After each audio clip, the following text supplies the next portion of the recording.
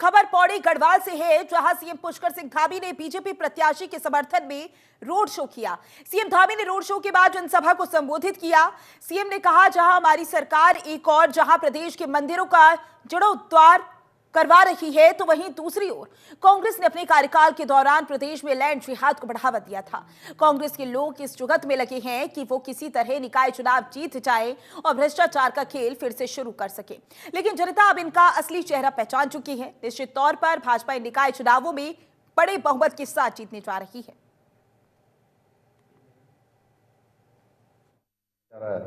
वहीं कोटद्वार पौड़ी श्रीनगर सड़क को 2 लेन करने की प्रक्रिया भी गतिमान है।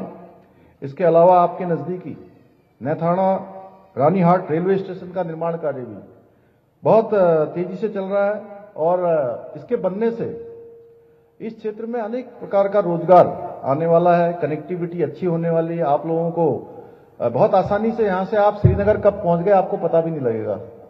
बैठेंगे और बैठते बैठते जो है श्रीनगर पहुंच जाए, वो ऋषिकेश पहुंच जाएंगे श्रीनगर से। इसके साथ ही 200 करोड़ रुपए की लागत से सीवर लाइन बिछाने के साथ ही ड्रेनेज सिस्टम, यहां पानी की निकासी के लिए इसका निर्माण कार्य भी तेज गति के साथ पूरा किया जा रहा है। 16 करोड़ रुपए की लागत से संयुक्त उप चिकित्सालय का निर्माण करने के साथ ही 6 करोड़ रुपए की लागत से बेस अस्पताल में कार्डियक कैथलिक लैब की स्थापना भी की गई है। राजकीय आदर्श इंटर कॉलेज में आवासीय बालक छात्रावास निर्माण करने के साथ ही राजकीय प्राथमिक विद्यालय श्रीकोट गंगा नाली में नए भवन का निर्माण भी किया गया है।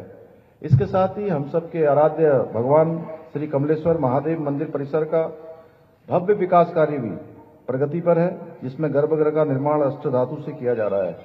बहुत जल्दी हम सब श्रीनगर के लिए देहरादून से हेलीकॉप्टर की सेवा भी शुरू करने वाले हैं। उत्तराखंड में निकाय चुनाव प्रचार पूरे जोर शोर से चल रहा है। राजनीतिक दलों के नेता लगातार जनसभाएं करके समर्थन जुटाने की कोशिश कर रहे हैं। वहीं सीएम धामी भी आज कई कार्यक्रमों में हिस्सा लेंगे। सीएम धामी 2:40 पर गांधी चौक मसूरी में जनसभा को संबोधित करेंगे, तो वहीं 4:05 पर बापू ग्राम ऋषिकेश में भी चुनावी जनसभा करेंगे। इन सभी कार्यक्रमों के बाद सीएम धामी शाम को 5:30 बजे ओबीसी सम्मेलन में शामिल होंगे। बता दें कि सीएम का सबसे आखिरी कार्यक्रम पटेल नगर देहरादून में 6:40 पर होगा, जिसमें वो राजापुर रोड पर आयोजित पंजाबी सम्मेलन में शामिल होंगे।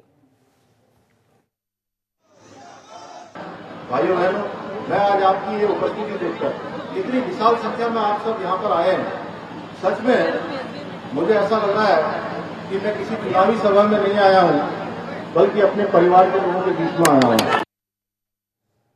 तो वहीं रुड़की के ढंढेरा में पूर्व मुख्यमंत्री डॉक्टर रमेश पोखरियाल निशंक ने चुनावी जनसभा को संबोधित किया।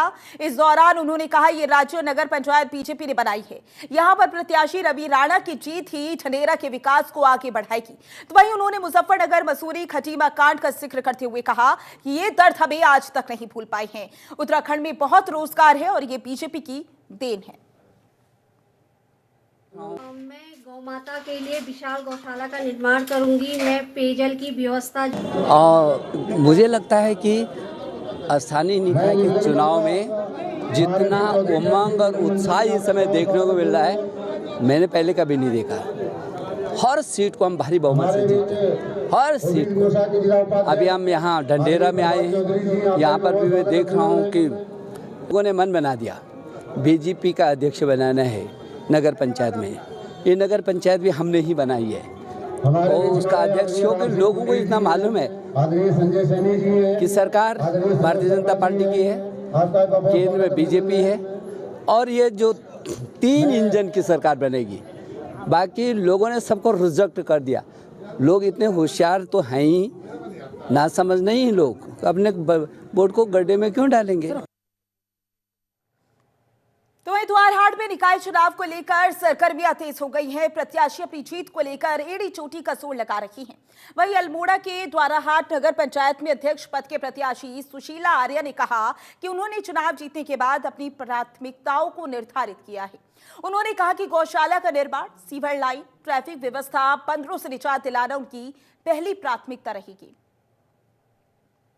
मेरी प्राथमिकता रहेगी, मैं गौ माता के लिए विशाल निर्माण नगर में किया जाएगा। लाइन की सहमति से उसका निर्माण करूंगी। यातायात व्यवस्था के लिए बेहद पार्किंग की व्यवस्था कराऊंगी और आपके सुझाव से कार्य कराऊंगी और कटघरे जो बंदरों का आतंक है उससे निजात दिलाऊंगी। खबर चमोली की थराली से है, जहां कांग्रेस नेता गणेश गोदियाल ने नगर पंचायत के अध्यक्ष पद की प्रत्याशी सुनीता रावत के पक्ष में रोड शो किया। उन्होंने कांग्रेस कार्यालय से केदार बगट तक रैली की, तो वहीं रैली में कांग्रेस नेता गणेश गोदियाल के साथ पूर्व विधायक डॉक्टर वीत राम भी मौजूद रहे।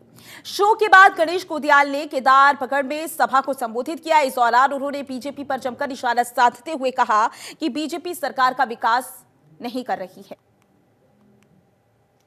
हमारी जनता को, आप लोगों को भी ये माध्यम से मैं अनुरोध करूंगा कि हमारी जनता को जागरूक करने की जरूरत है कि आप एक परंपरागत पार्टी के विचारधाराओं के पीछे न बढ़ें। आप व्यक्ति को देखें, वो उसको देखें जो विकास करने में सक्षम है। हमने दिखाया, जब हमको आपने आदेश दिया, आपने मौका दिया, आपने आशीर्वाद दिया, हमने दिखाया। आज भी सब लोग ये कह रहे हैं, आज चिल्ला रहे हैं प्राणमती का पुल बताइए 1 साल से अधिक हो गया।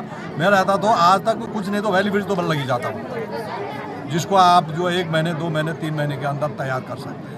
तो ऐसी स्थिति है। उससे अल्ट्रासाउंड मशीन के लिए 3 बार घोषणाएं हो चुकी हैं यहाँ पे। कब से मगन लाल के समय से अल्ट्रासाउंड मशीन भाजपा लग रही है। ऐसे पूरे क्षेत्र की अगर मैं बात गिराऊंगा, कई क्षेत्रों की जो लोगों जो वादे किए थे उन्होंने उस पर एक भी वादे पे उन्होंने खरा नहीं किया। तो वहीं हरिद्वार के थाना बहादुराबाद चौकी बाजार में नवनियुक्त क्षेत्राधिकारी ने क्षेत्र की गणमान्य व्यक्तियों के साथ बैठक की। बैठक में उन्होंने अपराध, ट्रैफिक व्यवस्था और सार्वजनिक सुरक्षा जैसे मुद्दों पर चर्चा की है। इस दौरान सीओ ने साइबर क्राइम और नशे के बढ़ते खतरे पर चेतावनी देते हुए नागरिकों से सतर्क रहने और पुलिस का सहयोग करने की अपील की। इसके साथ ही उन्होंने मादक पदार्थों की तस्करी पर सख्त कार्रवाई का आश्वासन देते हुए कहा कि समाज का हर व्यक्ति जिम्मेदार है। वहीं बैठक में पहुंचे लोगों ने क्षेत्राधिकारी के निर्देशों का समर्थन करते हुए क्षेत्र में शांति सुरक्षा बनाए रखने का संकल्प लिया। तो ये तस्वीरें देखिए जहां पर नवनियुक्त क्षेत्राधिकारी ने बैठक की है। बैठक की तस्वीरें भी आपको दिखा रही हैं। सीओ ने क्षेत्र के लोगों से मुलाकात की है। इस मुलाकात के दौरान तमाम दिशा निर्देश भी जारी किए गए हैं। इसी के साथ आपको बता दें, लोगों से व्यवस्था में सहयोग देने की अपील भी की गई है। खबर द्वाराहाट से है, जहां राज्य मंत्री शिव सिंह बिष्ट ने कहा कि प्रदेश सरकार की कल्याणकारी योजनाओं से लाभान्वित होकर जनता सीएम धामी के नेतृत्व में विकास के पथ पर आगे बढ़ रही है। जनता ने तय किया है कि केंद्र और राज्य में भाजपा की सरकार है। प्रदेश के युवा मुख्यमंत्री के नेतृत्व में निकाय चुनाव में बीजेपी को जीत हासिल होगी, जिससे कि प्रदेश के विकास को और गति मिलेगी। जनता पार्टी की प्रदेश सरकार ने जिस तरह से विगत 7 वर्षों में इस प्रदेश के विकास के लिए काम कर रखा है और निश्चित रूप से मुझे लगता है कि लोगों का जो भारतीय जनता पार्टी के कार्यों के प्रति और भारतीय जनता पार्टी के जो प्रदेश के बहुत ही ऊर्जावान, बहुत ही यशस्वी मुख्यमंत्री हैं आदरणीय पुष्कर सिंह धामी जी के नेतृत्व में इस प्रदेश के विकास के पथ में आगे बढ़ाने का काम कर रहे हैं। और इसी के निमित्त चाहे हमारे पूरे उत्तराखंड की नगर निगमों की जनता हो या हमारे नगर पालिका नगर पंचायत की सामान्य जनता है, उन्होंने तय कर रखा है कि भारतीय जनता पार्टी की सरकार वर्तमान में केंद्र में भी भारतीय जनता पार्टी की सरकार है, प्रदेश में भी भारतीय जनता पार्टी की सरकार है और एक युवा मुख्यमंत्री के नेतृत्व में हम सब लोग इस नगर पालिकाओं में भी भारतीय जनता पार्टी की नगर निकायों में सरकार बनाएंगे, जिससे प्रदेश के विकास की गति और तेजी से बढ़ेगी। चाहे हमारा रानीखेत जो हमारा संगठनात्मक जिला है या हमारा बागेश्वर जिला है या हमारा अल्मोड़ा जनपद है, मैं पूरे प्रदेश में भी मेरी विभिन्न जगहों पर वार्ता हो रही है। उसके निमित्त मुझे लगता है कि हम लोग भारतीय जनता पार्टी। खबर लक्सर से है, जहां पुलिस ने दिन दहाड़े फायरिंग करने वाले 2 आरोपियों को गिरफ्तार किया। 11 जनवरी को पीड़ित ने मामले की शिकायत दर्ज कराई थी। पुलिस ने लगातार दबिश देकर आरोपी को अवैध तमंचा और जिंदा कारतूस के साथ गिरफ्तार किया है।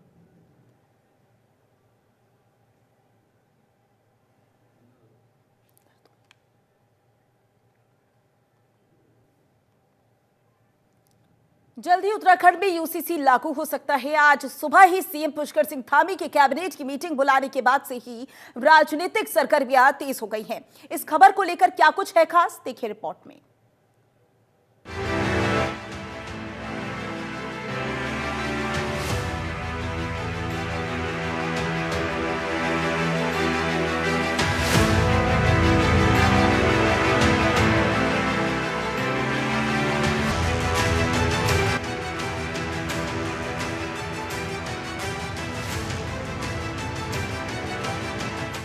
उत्तराखंड में जल्द लागू होगा कॉमन सिविल कोड।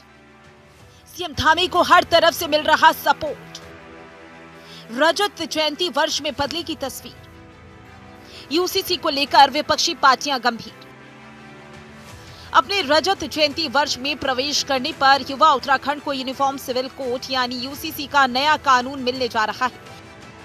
मुख्यमंत्री पुष्कर सिंह धामी ऐसे नेताओं में शुमार हो गए हैं जो बहुत ही शांति से बड़े फैसले ले लेते हैं।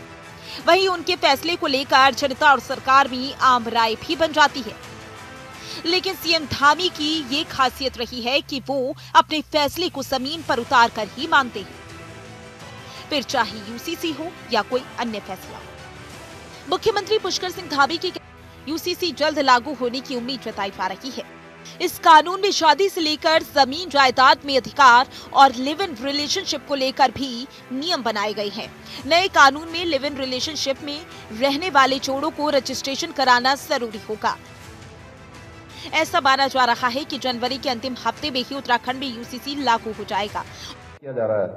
वहीं कोटद्वार पौड़ी श्रीनगर सड़क को 2 लेन करने की प्रक्रिया भी गतिमान है। इसके अलावा आपके नजदीकी नैथाना रानीहाट रेलवे स्टेशन का निर्माण कार्य भी बहुत तेजी से चल रहा है और इसके बनने से इस क्षेत्र में अनेक प्रकार का रोजगार आने वाला है। कनेक्टिविटी अच्छी होने वाली है। आप लोगों को बहुत आसानी से यहां से आप श्रीनगर कब पहुंच गए आपको पता भी नहीं लगेगा। बैठेंगे और बैठते बैठते जो है श्रीनगर पहुंच जाए, वो ऋषिकेश पहुंच जाएंगे श्रीनगर से। इसके साथ ही 200 करोड़ रुपए की लागत से सीवर लाइन बिछाने के साथ ही ड्रेनेज सिस्टम, यहां पानी की निकासी के लिए इसका निर्माण कार्य भी तेज गति के साथ पूरा किया जा रहा है। 16 करोड़ रुपए की लागत से संयुक्त उप चिकित्सालय का निर्माण करने के साथ ही 6 करोड़ रुपए की लागत से बेस अस्पताल में कार्डिक कैथलिक लैब की स्थापना भी की गई है। राजकीय आदर्श इंटर कॉलेज में आवासीय बालक छात्रावास निर्माण करने के साथ ही राजकीय प्राथमिक विद्यालय श्रीकोट गंगानाली में नए भवन का निर्माण भी किया गया है। इसके साथ ही हम सबके आराध्य भगवान श्री कमलेश्वर महादेव मंदिर परिसर का भव्य विकास कार्य भी प्रगति पर है, जिसमें गर्भगृह का निर्माण अष्टधातु से किया जा रहा है। बहुत जल्दी हम सब श्रीनगर के लिए देहरादून से हेलीकॉप्टर की। उत्तराखंड में ठंड का सितम जारी, को कई सारी परेशानियों का सामना है, तो वहीं ठंड को लेकर मौसम विभाग ने भी पूर्वानुमान जारी किया। इस मुद्दे पर खास रिपोर्ट देखें।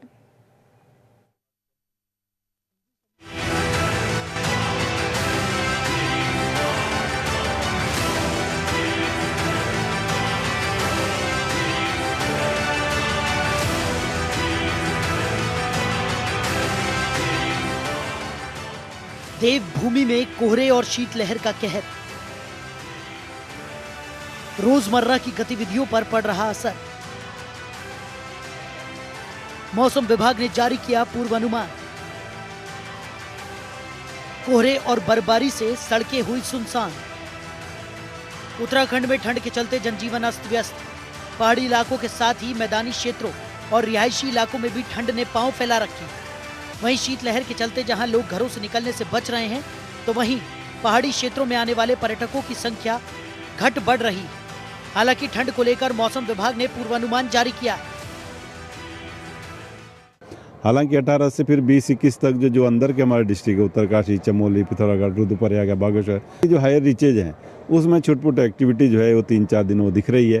तो वो एक आप कह सकते हैं कि जो लोकल इफेक्ट है वहाँ पे, उसकी वजह से ही वो चीज़ें चलती रहेंगी थोड़ा जो है, या WD थोड़ा ऊपर निकलेंगे तो ऐसा जो है उनका इम्पैक्ट बहुत ज़्यादा यहाँ नहीं मिल रहा है। पर छोटी एक्टिविटी जो है 18 से 21 तक भी जो है, 22 तक भी जो है वो दिख रही है कि अंदर के डिस्ट्रिक्ट में मिलेंगी हायर रीचेज में। जी थैंक यू।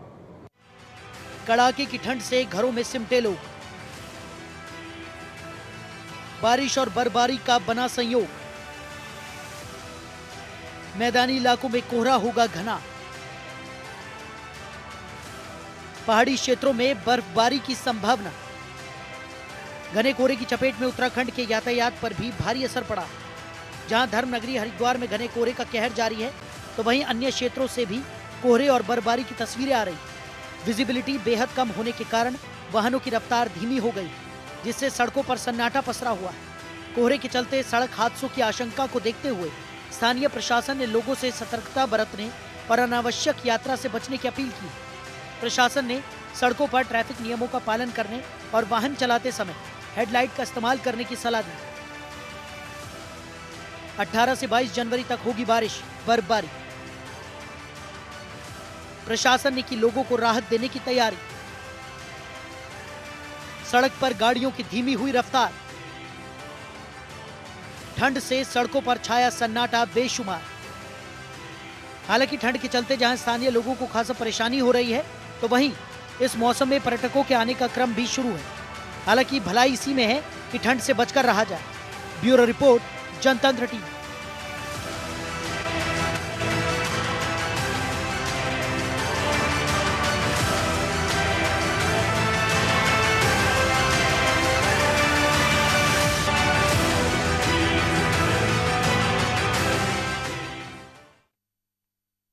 फिलहाल के लिए इस बुलेटिन में बस इतना ही। बने रहे जनतंत्र टीवी के साथ। नमस्कार।